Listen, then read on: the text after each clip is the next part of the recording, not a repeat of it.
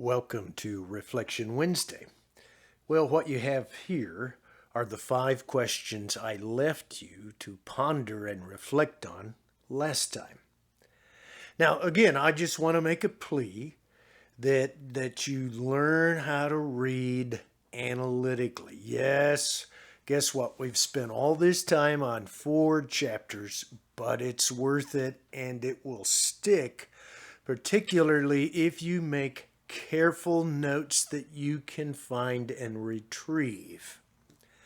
Because what we see in this story is going to be repeated time and time again.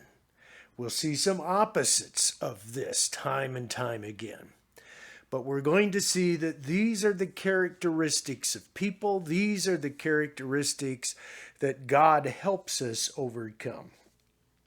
So for today, I'm just going to work on number 1 and 2, which is Naomi's despair and then her elation.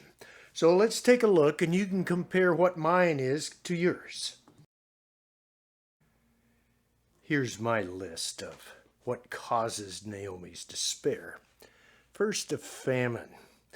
This would hit you pretty hard economically. And it must have hit them hard enough that her husband decides to move to Moab.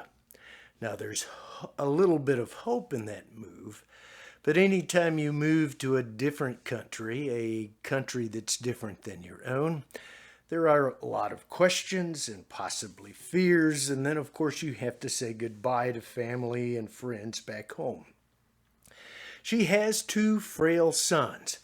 If we take the names literally and that they were given to them when they were young, then as we talked about before, the names of her 2 sons indicate that they are not bodies of health, which means extra work for mom. And maybe this is what prompted them to move to Moab with the famine.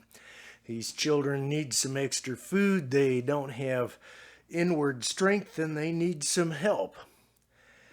And then her husband dies. I mean, back in this day before Social Security, life insurance, any kind of thing like this, I mean, particularly a woman, her financial future and even her physical protection often depended upon her husband and sons. Her sons are frail. Her husband dies. And now she's going to have to eke it out on her own. Now, again, we're not sure exactly the time frame. There's enough ambiguity there that might suggest that her 2 frail sons married at that point after their father died. And so now she has Moabite daughter-in-laws. I'm not sure this is what Naomi had in mind when her sons were born or when she was growing up, but this is the reality she must face. It's one thing to be living in a foreign country. It's another when the people that you're living with become a part of your family. Now, I think they bridge that gap, but nevertheless, there's some tensions there that leads to her despair. Then her 2 sons die. Don't know how. Is it their health? Was it an accident? But now it's just her. Yes, she has 2 daughter-in-laws, but she is an older woman living in a foreign country. So she decides to move back to Bethlehem because she hears that the rains have returned and there's a chance for food there.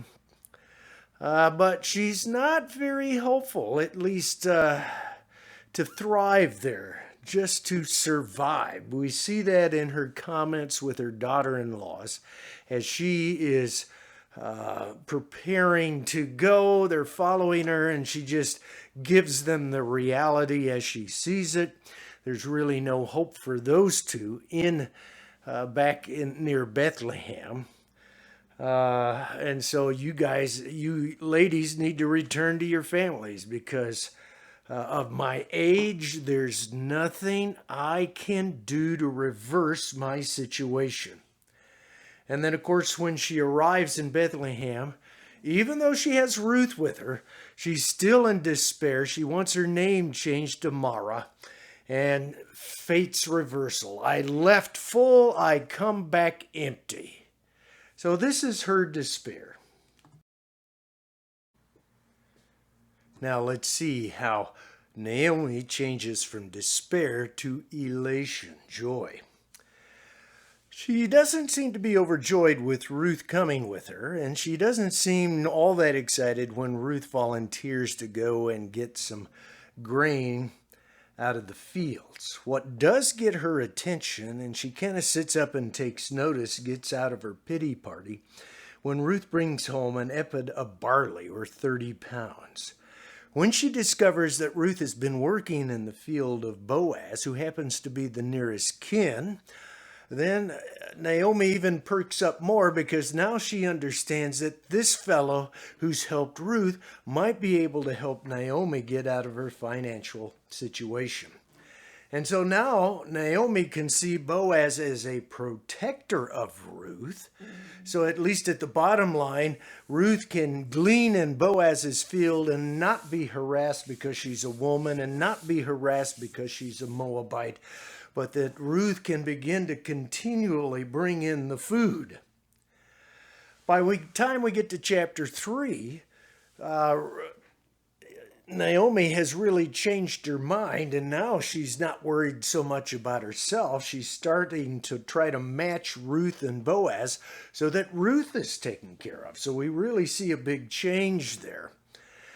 And she gives Ruth some advice, which she follows. And when Ruth comes back from that meeting with Boaz with 60 measures, or about 60 pounds of barley, by the way, that should tell you that Ruth is not a petite woman, but nevertheless 60 pounds. Wow. Then Naomi is able to talk very good about Boaz. He's got a reputation. He's going to solve this issue about being the nearest of kin. So don't worry. And of course, she sees that Boaz and Ruth get married, and then they have a son whose name is Obed. And then, instead of having to cry in front of a bunch of women of Bethlehem, she is surrounded by women of Bethlehem who are praising her, praising Ruth, and praising God. And then we get that sweet story where she gets to hold Obed, her grandson, hold him against her chest, and she takes care of him. What a change, but it's step by step. So in closing, do the hard work of asking questions and finding the answers of an analytical reading. Now, next time we're going to look at Ruth and Boaz and see what they do that demonstrates loyalty, or chesed, which is that word often translated loving kindness or faithful love. Until next time, stay safe.